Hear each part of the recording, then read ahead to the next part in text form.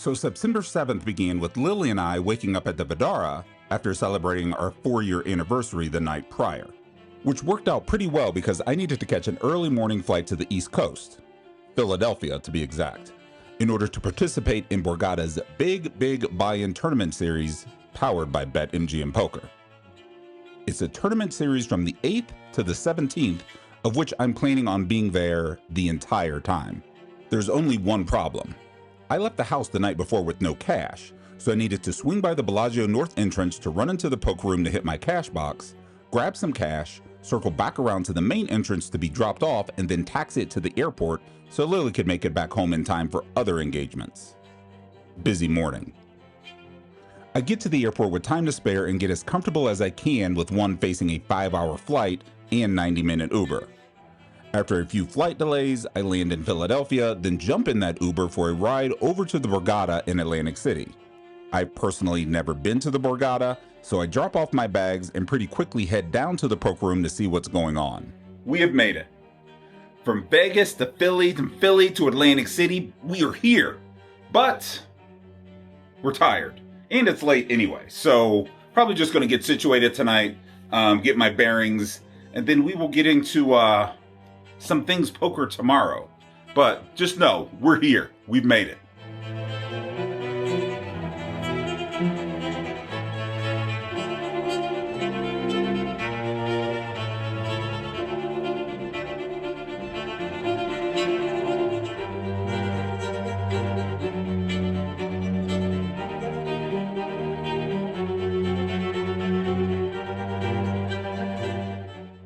I bump into Abby Merck there and say hi, but I didn't hang around too long.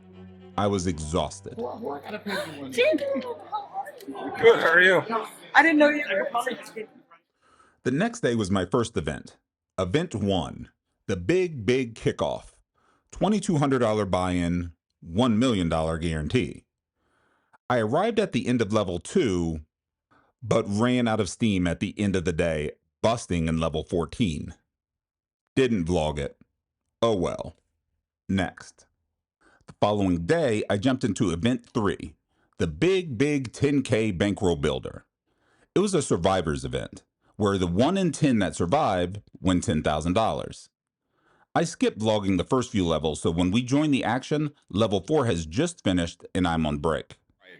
And I'd love to tell you that it's level 5 and I'm up, but it is level 5 and I'm down. I think I have about 22K off my starting 30 coming back from break. And here's where I get to show you guys how I spin it up. So let's go. It's too bad that I didn't vlog the first hand that I played of this tournament, ACES, or the second hand, Kings, or the fact that by the time I got around to playing hand 3, half my stack was gone. Unfortunately, after returning from break, nothing happened for me. Quite literally, nothing. I mean, I recorded every hand I looked down at so you can actually see for yourself. See? Nothing. Nothing playable, nothing even kind of playable. And as the blinds are going around and around, my stack is slowly getting smaller and smaller and smaller. When it comes to tournament play, I'm very cognizant of not letting my stack get so small that I have no options. But here, I really had no playable options. No hands and no spots that weren't opened and or 3-bet in front of me until eventually, at long last, I looked down at pocket 10s.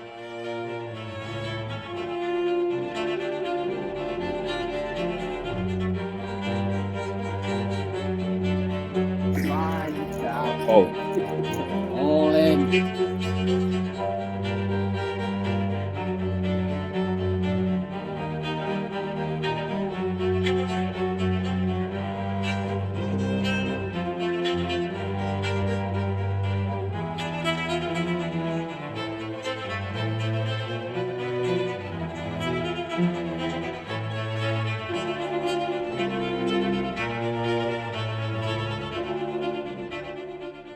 A few hours after busting the tournament, I venture back downstairs to see what the cash offerings are and notice that there is one 5-10 game running. I jump in. The table would fill up later, but at this point, it's six-handed. Pretty early on, I noticed there is a lot of limping, and even hands that weren't limped were just folding to 3-bets. Unfortunately, video from the very beginning of the session was lost due to corruption, but you didn't miss a ton. I did win some small pots pre-flop with 3-bets, holding queen 10 of clubs and pocket nines, but that's about it. How did you do in the tournament? Cash? I'm playing cash now. It's over. You did cash. Sometimes while I'm playing poker, I can get into my own head and come up with these complex inner narratives about what other people are doing or trying to do. Like here, after 3-betting the 9 seat and him folding a few times, he starts this hand just by limping in. I decide that he's probably now trying to trap me, so I limp behind on the button with king 8 of spades. The big blind checks his option. 6, 5, 4, rainbow. The big blind checks. The hijack tosses out $25 and I call with my gut shot and backdoor flush draw. The big blind folds. Jack of spades. The hijack continues for $50, and although my gut shot didn't come in, that backdoor is trying to backdoor. I call. The river pairs when the 6 of spades appears. The hijack tosses out $200 with very little thought. He just throws it out there. I call, giving the same energy.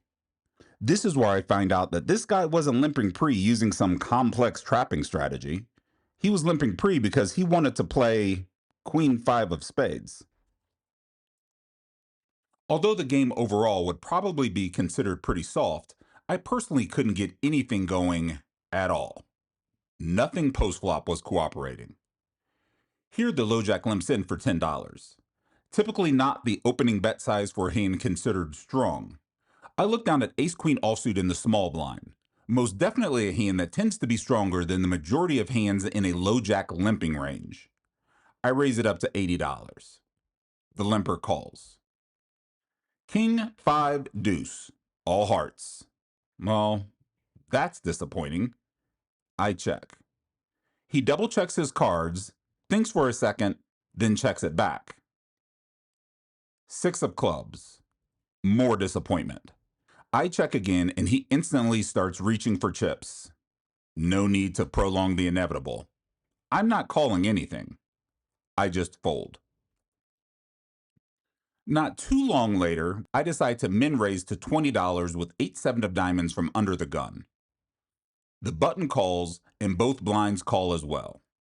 So far, everything is going as I had envisioned it. So far, everything is working according to plan. So far.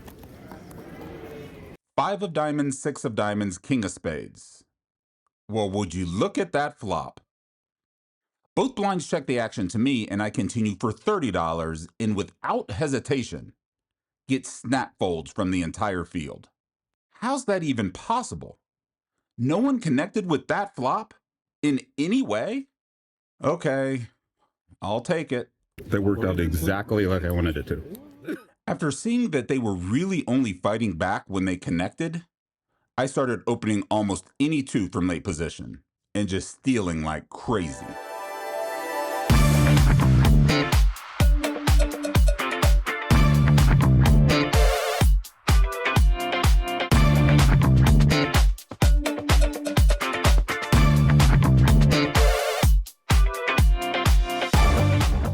Occasionally, as it so happens, I would pick up a legit hand. And this one holding ace-king of spades, I min raise again to $20 from under the gun. Only the small blind gives me any action. Flopping top pair with top kicker in position, that's a good feeling. I could do without the monotone of it all though. The small blind checks and I continue for $15. He calls. The turn brings the 9 of diamonds and he checks again. After seeing the entire field just lead with their made hands, I have very little worry of running into a flopped, slow-played flush. I make it $70 to go here, but the small blind decides that he doesn't want to play anymore. In this next one, Easily the tightest player at the table opens to $25 from the under the gun 2 spot, and I look down at ace jack of spades from the cutoff and decide to raise. I make it $90, and when everyone between us folds, he calls. 10-7-3 with 2 hearts. He checks, and this is another whiff by me. In hindsight, I wouldn't be mad at myself for continuing here, trying to get him to shed some pocket pairs and maybe, just maybe, a better ace. I mean, he was pretty tight. At game speed, though, I check it back. The turn brings the 5 of hearts, completing the front door flush, and he leads for $175. Almost pot. You got it. Overall, the table was playing pretty straightforwardly. If they had it, they'd bet. And if they didn't, well, they just didn't bet. Here, under the gun 2 opens to $30, and I flat in the low jack with 9-8 of hearts. The big blind gets in there, so there are 3 of us to a flop of king of spades, 10 of hearts, jack of hearts. Another open-ended straight flush draw for me, but all over cards. It's not unlikely that one of those 2 has a pair, and so when it's checked to me, I just check it back. I make a pair myself on the 8 of clubs turn, and the action is still just getting checked to me. That's enough of that. I bet $50, and I'm not going to lie, I was a little surprised when both players decided to call. Maybe my flush draw, if it comes in, is no good? The river deuce of clubs completes nothing, and again the action is checked to me. If I didn't have a pair, this would be a pretty easy bet. But having some showdown value and being able to beat draws leads me to check and subsequently win versus the big blind's queen 6 of hearts in the under the gun 2 player's unknown hand. Mostly, poker is a pretty boring game.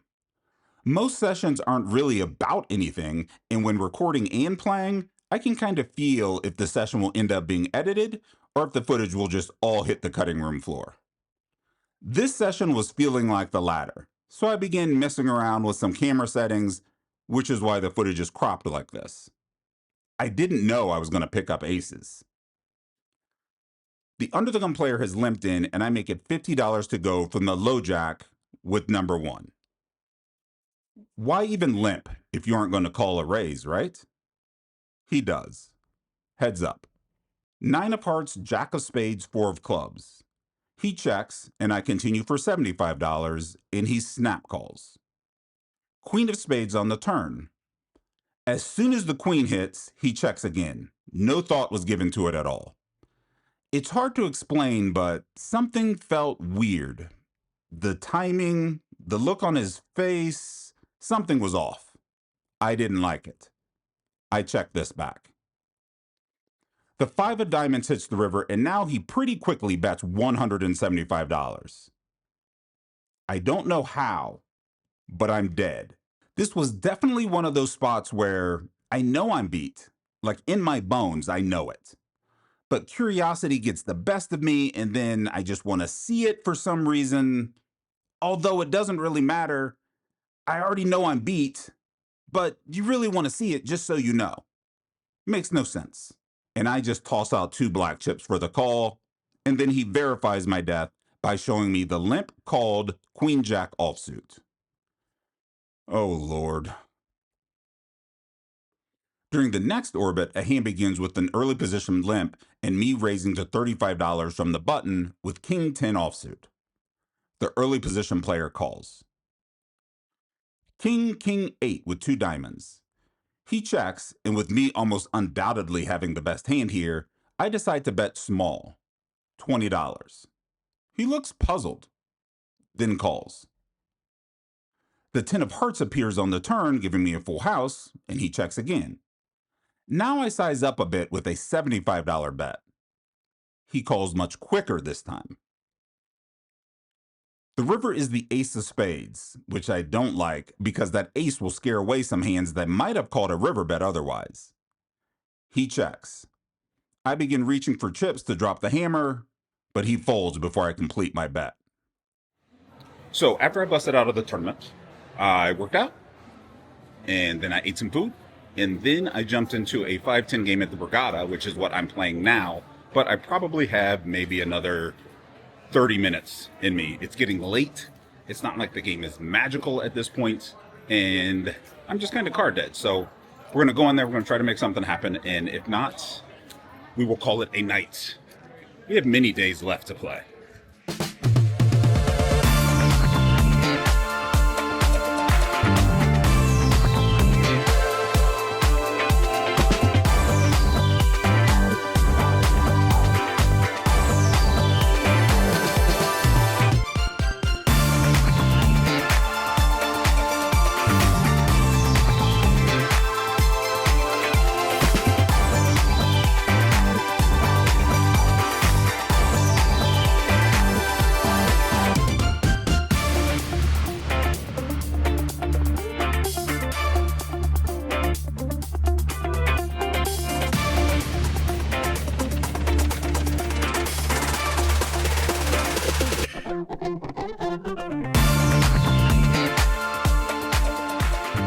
No poker session can really be complete without this hand showing its ugly, not-to-be-named face, can it?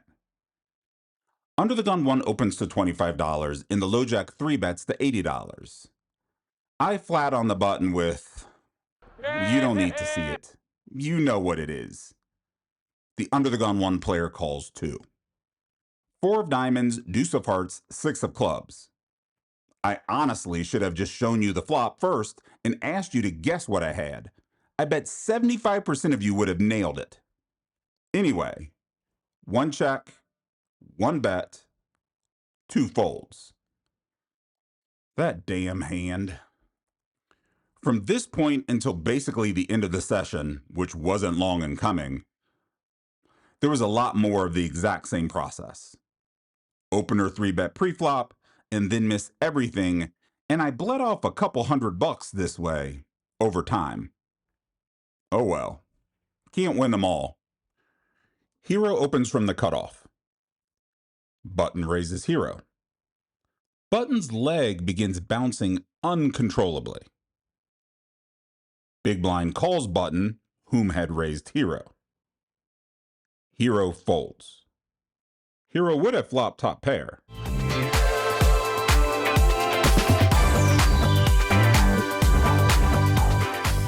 Hero would have lost badly. You know what I have. Is that Aces. smart man? If I didn't know that, I wouldn't have folded kings. You're smart. That's smart.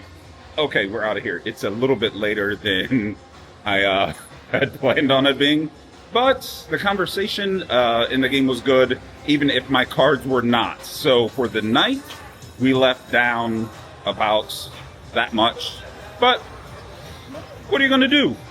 I got aces cracked twice. I don't even know if I had those recorded, but it happened. And I lost some other pots. I just couldn't get anything going, but like I said, it's Tuesday. I will be here for a whole nother week. So we got time.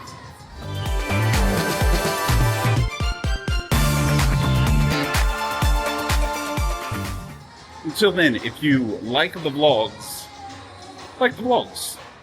leave me a comment. I will probably respond, and subscribe.